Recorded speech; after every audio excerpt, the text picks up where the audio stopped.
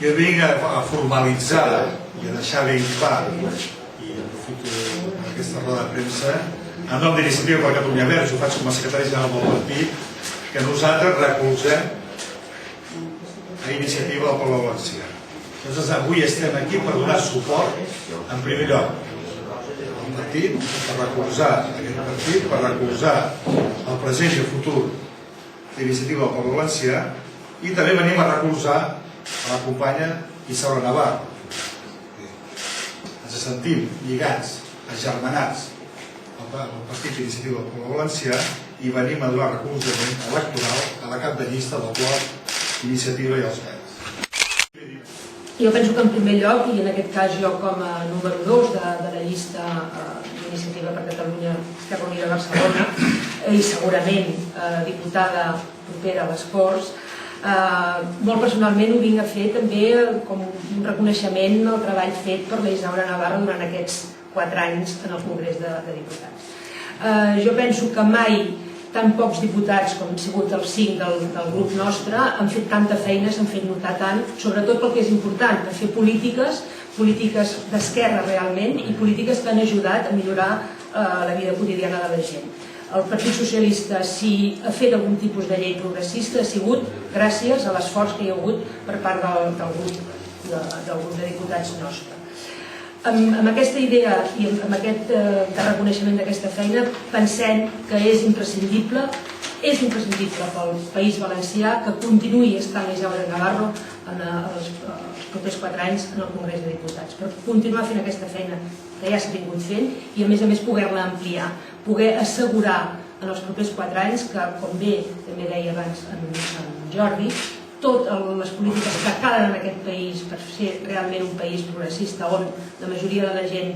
puguem viure molt millor, ens cal tenir una gran força en el Congrés de Diputats. I evidentment la gran força ha de passar també per la representació del poble valencià i en aquest cas de l'Isaura Navarro. La única manera de que tinguem una influència per aconseguir coses per al País Valencià com per aconseguir coses per a Catalunya és precisament que el Partit Socialista no arribi a tindre aquesta majoria absoluta i això està en mans de tots els ciutadans. També dir-ne que per a nosaltres tindre iniciativa és tindre de nou una força política que ens il·lusiona.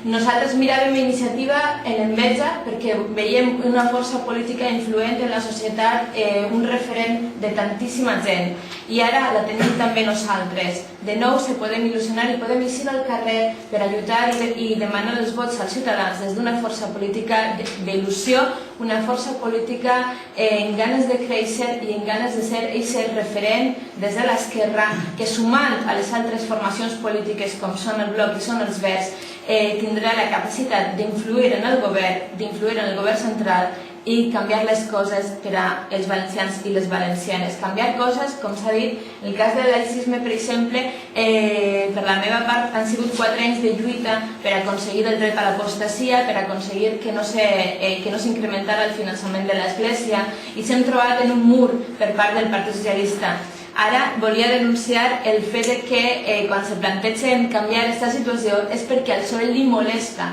no és perquè li sembla mal donar-li 5.000 milions d'euros anuals a l'Església Catòlica per a que mantinga el seu poder en tot l'Estat i la seva influència en la ciutadania, incomplint el mandat constitucional de l'Estat confessional, sinó que ho fan perquè els és molesto, perquè estan qüestionant el Partit Socialista, el qüestionen com a partit, com a opció política, i per això s'estan repensant com els faran un tiró d'orelles a l'Església Catòlica. Doncs aquesta no és la via.